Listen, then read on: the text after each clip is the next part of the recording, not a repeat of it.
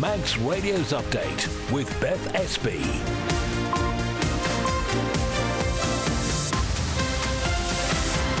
Fastamai, good evening. Welcome to Update here on Manx Radio FM, where we run you through the main news of the day. So coming up before 5:30, Public Health Isle of Man says no measles cases have been reported over here as the number of infections rise in the UK. Also tonight, tributes are paid to Peel man Rob Farah RBV, who promoted the Manx language and was a long-standing advocate for the Parkinson's Society on the island. He's died at the age of 71. We'll also find out what's been happening in Tynwald so far, and we'll bring you the very latest from the Island Games in Orkney. All that plus the traffic and the travel, the weather as well. And if you'd like to get in touch, we'd love to hear from you. You can email studio@manxradio.com or you can text us as well. It's 166 177. We'll start with a roundup of the main news headlines with Siobhan Fastamai. The Cabinet Office has announced plans to cut back on the number of free phone helplines in a bid to save around £320,000 a year. But several Tynwald members voiced concern, like Ramsey MHK Laurie Hooper, who warned it could hurt those on low incomes. If you're someone that has no credit on your phone and can barely afford credit on your phone, this actually is unaffordable. So then you have to drag yourself physically to the surgery, which is quite difficult, actually, if you're a vulnerable person, if you're already quite unwell. A motion is expected to come to Tynwald in October, when politicians will formally vote on the proposal. Public Health Isle of Man says it hasn't been notified of any measles cases in the island. It says it's aware of the rising number of cases of the disease in the UK, especially in London and Merseyside, particularly after reports of a death of a child at Alder Hey. The Enterprise Minister has defended the government's appointment process after the chair of Visit Isle of Man resigned after just 9 months in the job. Andrew McNess stepped down shortly after a whistleblower dossier linked him to past involvement in council-owned companies, subject to ongoing fraud investigations in England. Tributes are being paid to a leading figure in Manx archaeology who's died at the age of 71. Rob Farah's efforts saw him awarded the Isle of Man's highest cultural honour in 2009. Following his own diagnosis, Rob Farah was also a tireless campaigner for better support for Parkinson's disease. Because my mother had Parkinson's and all those symptoms I was experiencing at that time were the same. And like men, they won't go and get it sorted.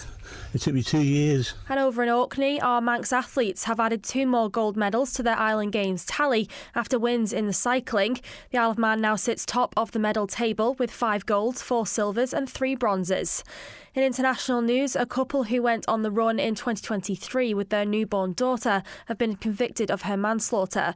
Constance Martin and her partner Mark Gordon already had their 4 previous children taken into care. The UK Prime Minister says his thoughts are with the families and loved ones of the 4 people who were killed in a plane crash at Southend Airport. And Greg Wallace says he's deeply sorry for any distress caused after a report upheld 45 out of 83 allegations against him. They're your headlines. I'll have your news at 6. Thank you very much indeed, Siobhan. Now the weather brought to you by Manx Glass and Glazing. Dry with sunny spells to start tonight, then a small risk of the odd shower this evening. Rain will arrive overnight though. That could be heavy at times. Fresh to strong south or southwest winds, minimum temperatures 12, so much colder than it was last night. It's going to be wet tomorrow morning. Outbreaks of rain, they will be heavy at times, but they will clear to the odd shower in the afternoon. Fresh, locally strong southwest winds and a top temperature of 18 Celsius. And then for Wednesday, dry with sunny spells. Sunset this evening, 9:45. Sunrise tomorrow morning, 4 minutes past 5. Manx Glass and Glazing can supply and install single, double and triple glazing. Call 674 573 or visit the showroom on the Snugborough Trading Estate. A ground source heat pump can save thousands of pounds a year, and you can harness this energy on island with Geothermal Limited, the water borehole experts. Visit drilling.im and see how a ground source heat pump borehole works. That's drilling.im. Hungry for something better at work? The Quirky Teapot Ballasalla creates bespoke corporate buffets and delivers straight to you, serving the south of the Isle of Man with flavour and style. Call Abby and the team on 22 42 42 or visit The Quirky Teapot on Facebook. Lost your keys? Got locked out? Get in with Kevin's Keys. Your fast, reliable locksmiths 24/7. Homes, cars and bikes, Kevin's Keys do it all. And why not get a spare set cut and chipped just in case? Call Kevin on 287 287. Direct cremation is just that. An affordable and simple cremation without all the costs associated with a funeral service. Find out more by visiting directcremation.im or phone Direct Cremations on 478 422. It's exactly 5:05. You're listening to Update here on Manx Radio. Lovely to have you with us. Well, Public Health Isle of Man have told us today that it hasn't been notified of any measles cases on the island. This is after the death of a child at Alderhay, as Amy Griffiths reports. Public Health says it's aware of the rising number of cases of the disease in the UK, especially in London and Merseyside. It's working with health partners to monitor the situation and increase the island's preparedness in the event of any cases here. Measles can be particularly serious for people in certain at-risk groups, including babies and small children, pregnant women, and people with weakened immunity. Public Health says it can spread very quickly in places such as nurseries, schools and healthcare settings if people have not had 2 doses of the measles, mumps and rubella vaccine, otherwise known as the MMR jab. It usually starts with cold-like symptoms, a high temperature, a runny or blocked nose, sneezing, a cough, red, sore or watery eyes, followed by a non-itchy red-brown rash about 3 to 5 days later. Some people may also get small white spots in their mouth. If you suspect you or a family member has the disease, you should see your GP, but call ahead first before attending the surgery. Amy Griffiths reporting. You can find that full report at manxradio.com. Now, Loganair says it has identified important lessons after recent flight disruptions saw Manx medical patients spend the night at Liverpool John Lennon Airport. Lewis Foster has this report. Poor weather saw a transfer flight to Ronaldsway Airport cancelled on the 25th of June. Manx Care acknowledged communication could have been better after claims the passengers weren't aware they could have arranged for a hotel room that night and reclaimed the cost.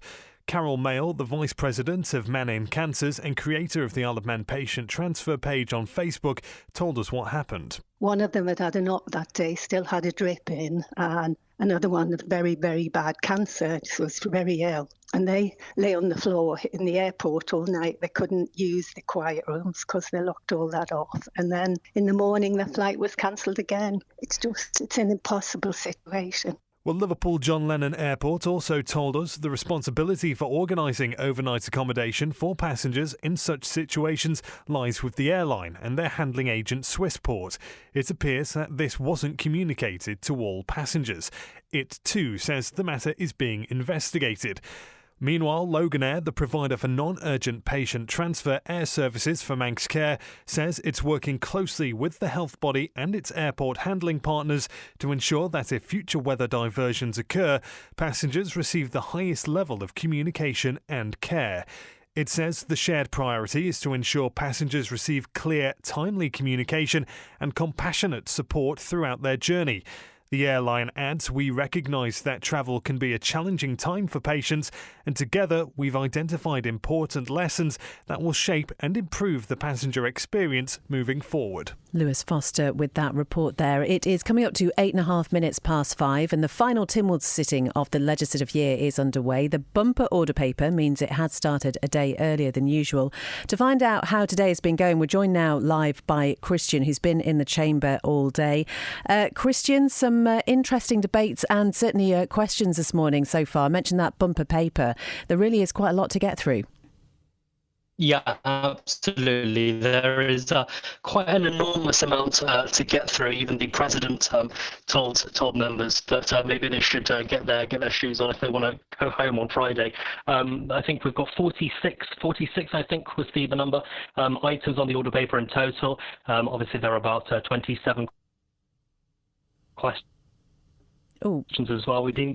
We seem to be losing Christian there. It's all the excitement. We'll come back to him in just a moment. But first now, a man who headbutted a police sergeant while he was being arrested during a domestic disturbance has been jailed for 2 years and 2 months. 25-year-old Morgan Askew admitted lunging at the officer while he was being put in handcuffs before directing racial slurs at him and attempting to spit in his face. Sean Cowper has the details. Douglas Courthouse heard police had gone to the property on the 14th of May after receiving 2 calls from the address, including one from himself claiming his brother had pulled a knife on him. BBC Isle of Man reports Deemster Graham Cook said it was a savage offence on an officer who was carrying out public service. Askew pleaded guilty to inflicting grievous bodily harm at an earlier hearing. The court heard police had been sent to the home in Gorsecroft in Douglas at about 8:30 p.m. after receiving the calls. The first was from the 25-year-old's mother, who said he'd assaulted his younger brother, with the second made by Askew himself, claiming he'd been threatened with a knife. After speaking to Askew's mother, who was inside the family home, the police sergeant told him he was going to be arrested, but the officer was headbutted as he tried to handcuff him, the court heard. Other officers intervened and Askew was taken to the ground and restrained, at which point he threatened the sergeant, shouting, "I'm going to bite your nose, I'm going to kill you." The court heard the headbutt had caused a 1.6-inch gash above the left officer's eye, which needed stitches. The court was told the injured officer had been left with a very noticeable scar in a very prominent place on his face. Askew had previous convictions for common assault and was subject to a suspended sentence when the offence was committed. Jailing him, Deemster Cook said the officer was simply doing his job and Askew's alcohol consumption had been out of control on the day the assault happened. He hadn't done anything wrong. He was simply met by absolute brutality from you, the Deemster said. That was Sean Cowper reporting. 11 minutes past 5, and there have been warm tributes paid to a Manxman, Rob Farrer, who played key roles in excavations at Peel Castle, Castle Rushen and Rushen Abbey, and also worked so hard for charity as well. Here's John Moss. Culture Vannon has described Rob Farrer, who was awarded the Ray Blaine Van Annen in 2009 and was 71 years old, as a true legend of Manx studies. In archaeology, his field-walking efforts led to the identification of the Balaun Neolithic complex, while his leadership of the Manx Metal Detecting Club in the 1980s saw the recovery of a large medieval coin hoard. When a 14th century bishop's seal was discovered by a metal detector, he was there.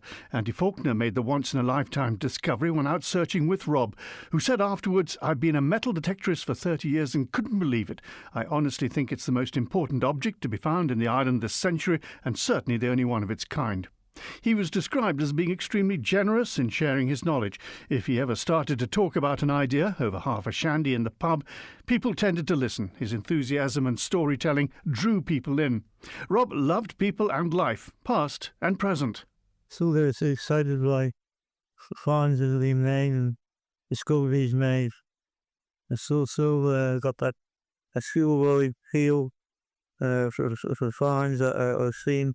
When he developed the symptoms of Parkinson's disease, he was determined to fight for the rights of fellow sufferers. He handed over a petition for redress of grievance at Tynwald Hill, calling for an increase in weekly incapacity benefit. He also staged a peaceful protest with banners and balloons and invited people with chronic illnesses and their carers to support him.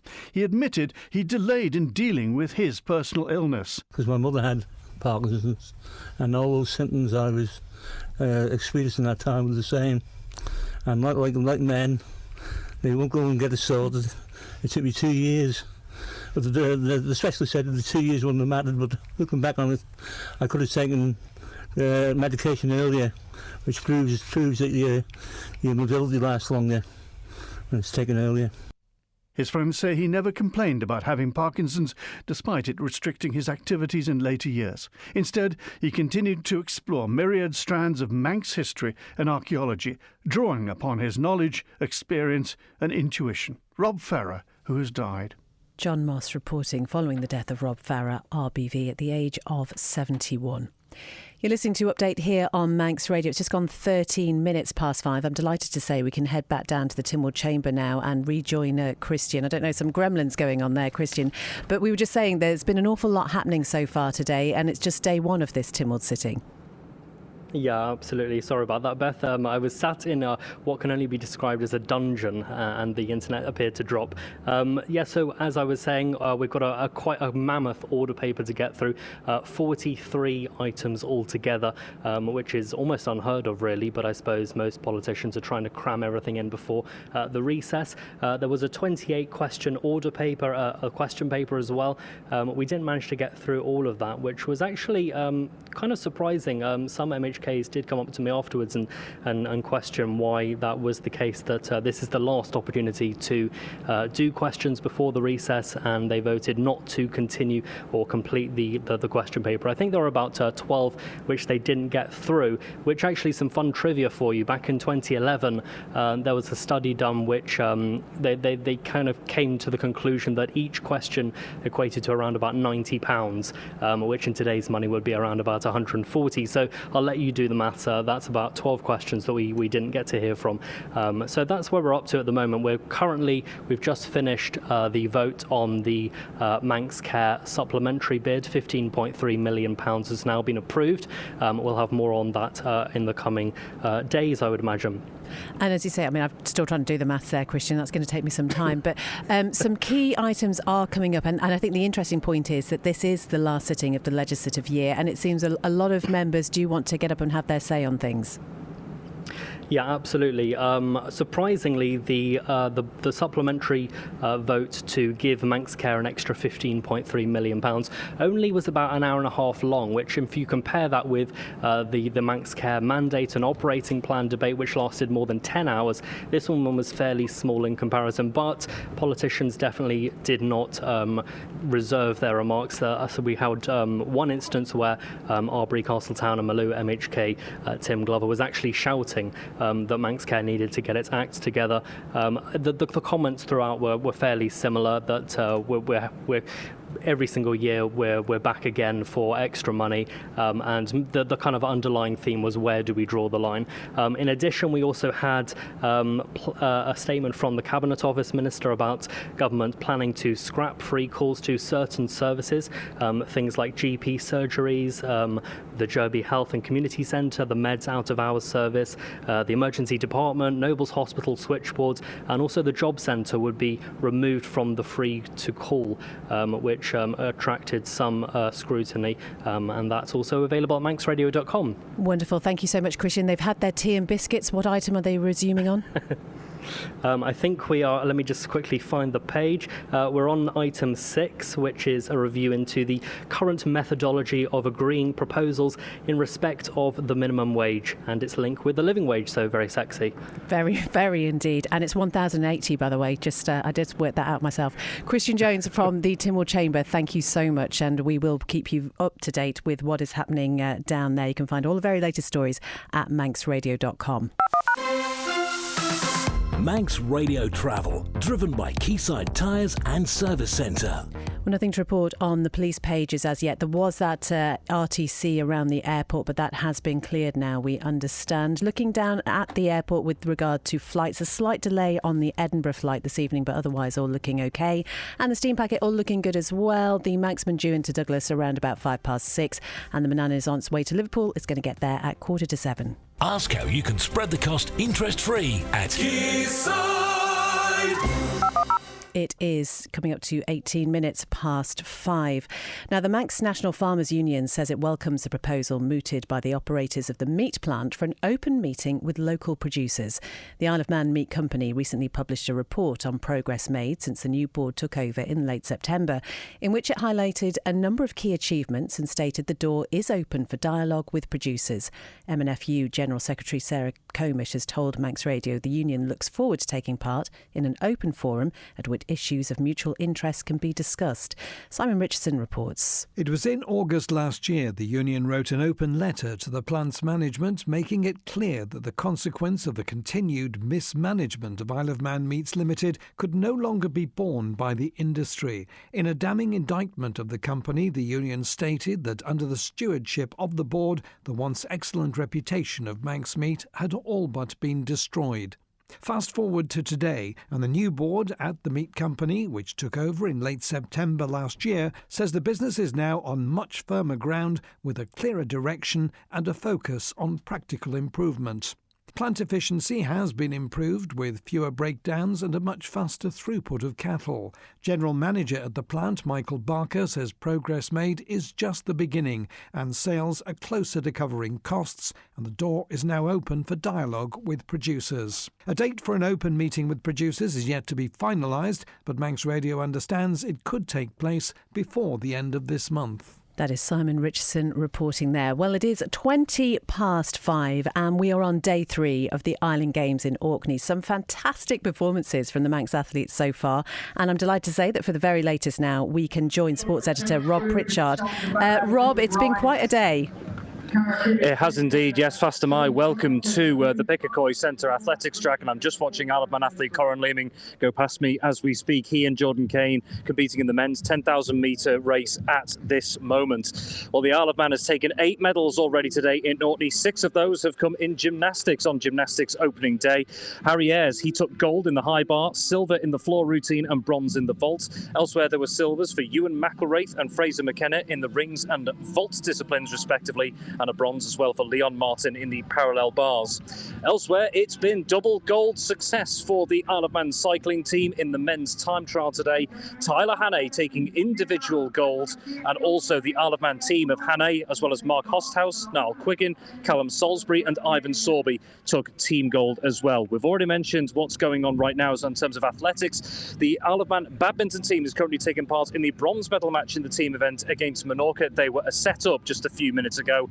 And looking ahead to tonight as well, swimmers are in action. 7 Manx swimmers to be precise involved in tonight's finals from 6:15. They are Zoe Newitt, Alex Turnbull, Laura Kinley, Joel Watterson, Harry Robinson, Ciara Prentice and Lauren Dennett. And it just means that no matter what happens by the end of play this evening, the Isle of Man is going to be right toward the sharp end of the medal table going into tomorrow's action. Isn't that brilliant? And you were just mentioning the gymnastics there, and I think it's worth pointing out, you mentioned Leon Martin who got bronze. I mean, he's just 15 years of age. We know there are some young athletes out there and they're just doing incredibly well. They are indeed. When we speak of the gymnastics teams, the gymnastics teams that the Isle of Man has, one of the real headlines this year is actually in the women's events. A young girl called Phoebe Christian who became eligible to take part in the Island Games on the day of the opening ceremony. Talk about running it close. But a lot of young names and a lot of young faces in that gymnastics squad, but already we're seeing them having some great success over here in Orkney. And Rob, you're doing a fantastic job keeping us up to date. We've obviously got the blog, all the latest news is on our Facebook sports page as well.